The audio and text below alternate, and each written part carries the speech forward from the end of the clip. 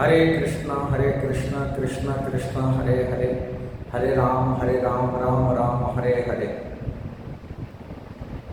रीति की बात से परंपरा नष्ट हो जाता है। परंपरा नष्ट हो जाता है उनकी आचार्य की जो भूमिका, आचरण कर सिखाना, आचार्य की जो शिक्षा वो पद्धति नष्ट हो जाता है।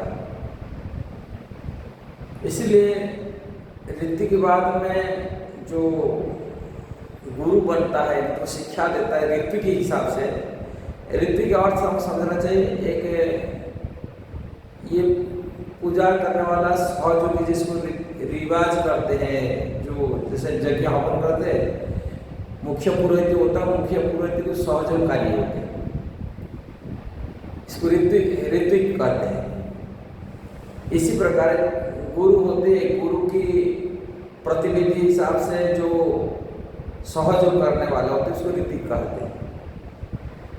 किंतु आचार्य परंपरा जो होते हैं, जो आचरण कर सिखाता है, गुरु की शिक्षा को, गुरु की दिया हुआ पद्धति को खुद आचरण करता है, फिर आगे परवर्ती शिष्य बनाकर जो शिक्षा दिया जाता है उसको आचार्य गुरु परंपरा कहा जाता है।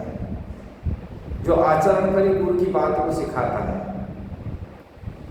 किंतु जो ऋतु के बाद में जो सहयोग करने वाले उनको आचरण करना इतना महत्वपूर्ण नहीं रहता। उसमें कोई व्यक्ति गुरु के नाम पर दीक्षा आदि दे सकता है, कोई भी व्यक्ति दे सकता है, आचरण करेगा। गुरु तो वो नहीं है, गुरु तो वही है, मूल गुरु जो है उनकी आज्ञा से होता है। किंतु आचार्य परंपरा जो होता है, आचार्य की शिक्षा को आचरण कर सिखाना, जिसी कारण के